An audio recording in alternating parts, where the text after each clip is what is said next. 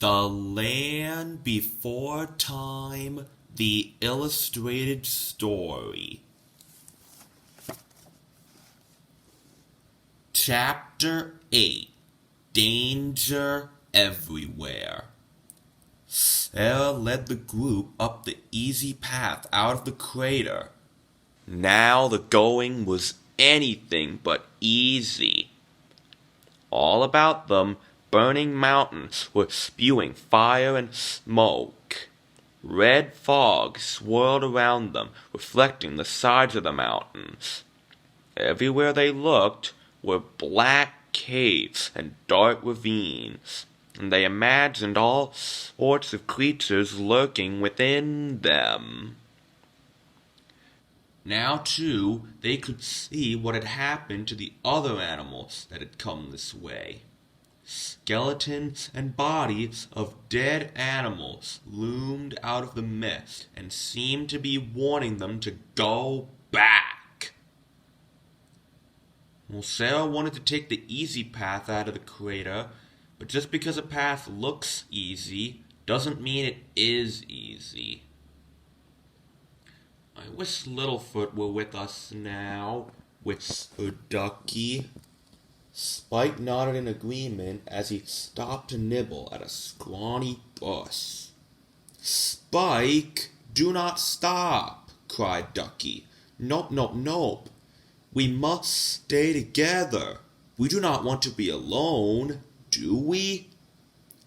Even as she said that, she noticed they were alone. Sarah and Petrie had disappeared into the misty fog. Meanwhile, Littlefoot had just climbed out of the crater and faced a lonely plain. He looked around forwillingly, hardly able to move. Just then, something in the sky caught his attention. It was a large cloud that took on a familiar shape. Mother, he whispered with a lump in his throat. He felt a gentle wind caress his face. It seemed to be whispering to him. Littlefoot. It was his mother's voice. I tried to do what you told me, Mother, but it's just too hard. I can't hear my heart. I'll never find the Great Valley. The cloud vision began to drift away. Mother, don't go, he cried. He chased after the cloud across the wide plain as the wind whispered around him. The sound seemed to be rising and falling like a melody. And then, suddenly, he heard singing.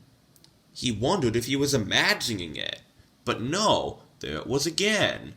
A high, sweet song carried along by the breeze. Below the cloud, he saw an opening into a beautiful green valley.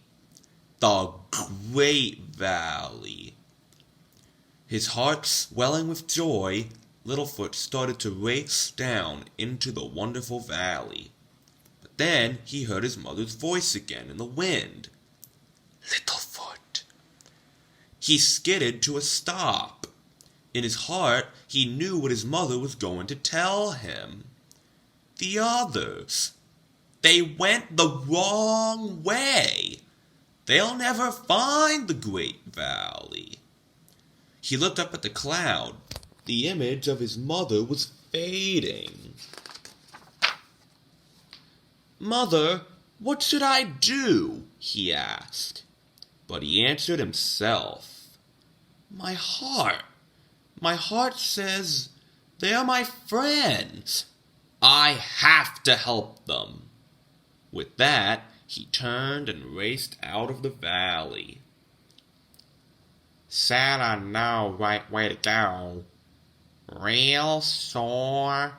Petrie asked as he rode along on ahead. Of course I do, Sarah answered impatiently. I scared, Petrie whistled. Well, I'm not scared, said Sarah stubbornly. I wonder if Littlefoot loans some, Petrie said. I don't care if that long neck is lonesome, she said. Petrie was about to answer her when a low-hanging branch knocked him right off Sarah's head.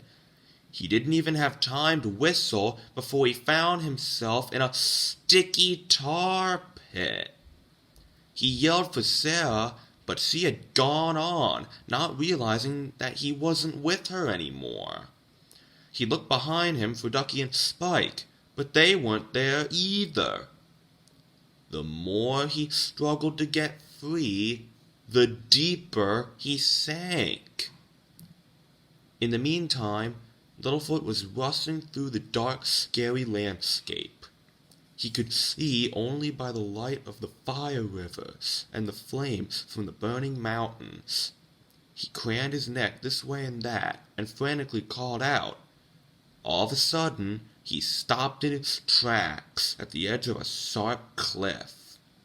A smoking mountain spewing a fire river towered above him, and below it were Ducky and Spike trapped on a rock in a red glowing fire river. He raced down across the hot rocks toward them. The bit of rock on which they stood on was quickly falling apart. With his strong neck, he pushed a large rock into the fiery liquid next to Ducky and Spike's rock.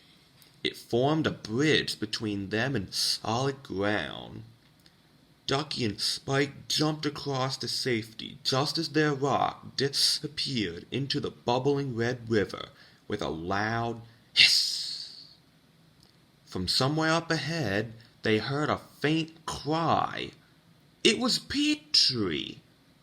When they reached him, only his beak and frightened eyes showed above the tar. The group quickly decided on a plan of action. Littlefoot wrapped his strong tail around a huge dead tree near the pit. He clamped his mouth around Spike's tail, and Spike waded out to try and reach Petrie. But the little flyer was just out of reach. So Ducky ran along Littlefoot's back and then onto Spike's head. She could just barely reach Petrie. With one good pull, she yanked him up and onto Spike's head. As the three of them cheered, the dead tree snapped in two. Now they were all sinking into the gooey mess. Struggling to get free, they suddenly heard Sarah scream from somewhere nearby. "You get away! Stay away!" she cried. "Sarah needs help," Littlefoot yelled. "We all need help," whistled Petrie as they sank into the tar pit. Sarah had found herself trapped in a dark cave surrounded by 4 lizard heads. They circled her and hissed viciously. One of them lunged at her, but she bravely reared back and spit in its face. "Get away, you mean lizard head," she cried as she scrambled up some rocks. But the lizard heads wouldn't give up. Sarah hopped around, hoping to make a break for the mouth of the cave, but the lizard heads were closing in fast. It looked like the end.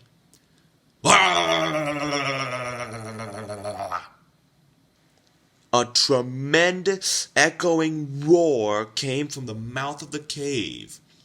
As the lizard heads looked back in surprise, a huge, ugly, black beast towered over them.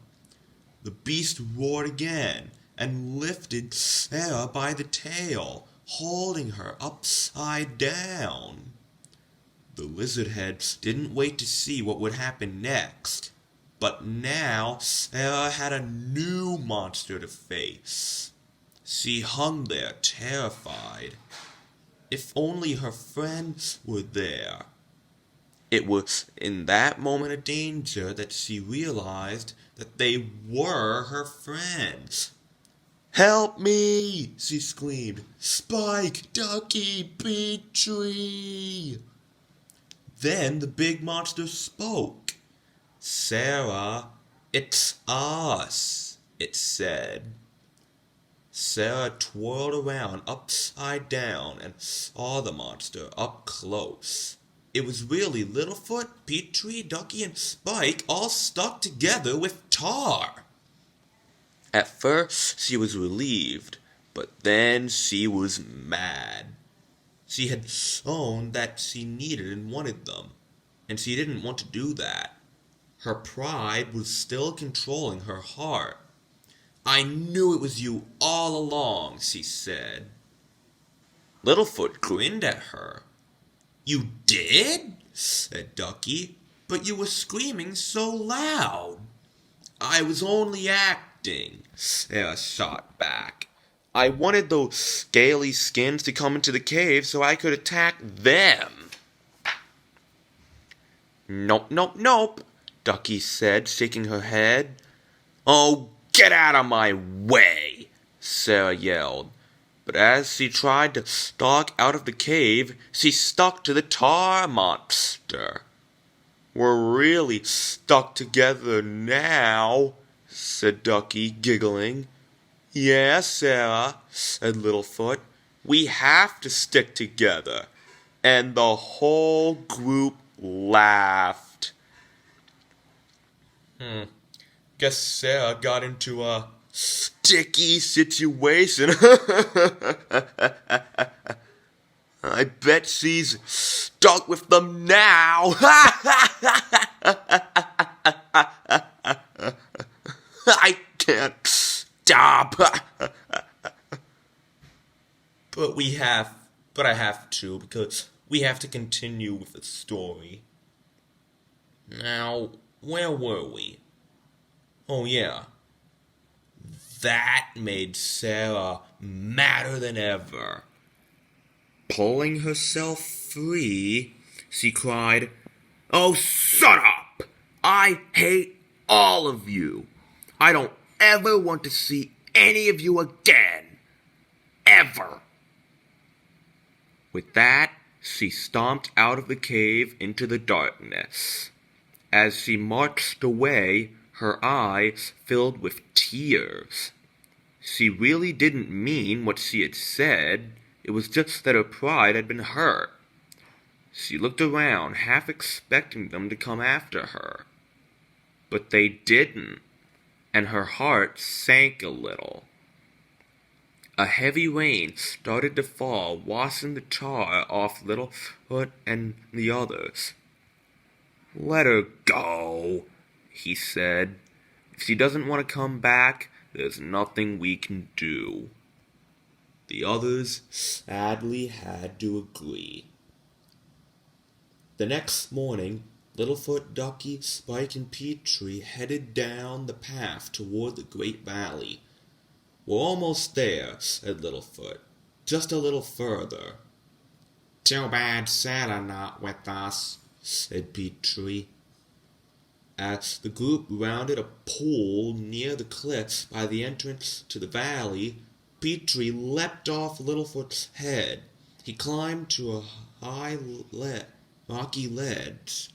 Suddenly, he began to quiver with fear. "Petrie, what is it?" Littlefoot asked as he reached the ledge. Then he looked beyond it. There, on the plain that overlooked the Great Valley, was Sharptooth. He was searching for the entrance to the valley. Oh no!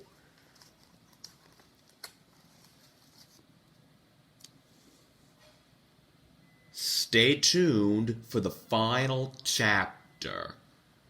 Peace out and see you next time. Bye.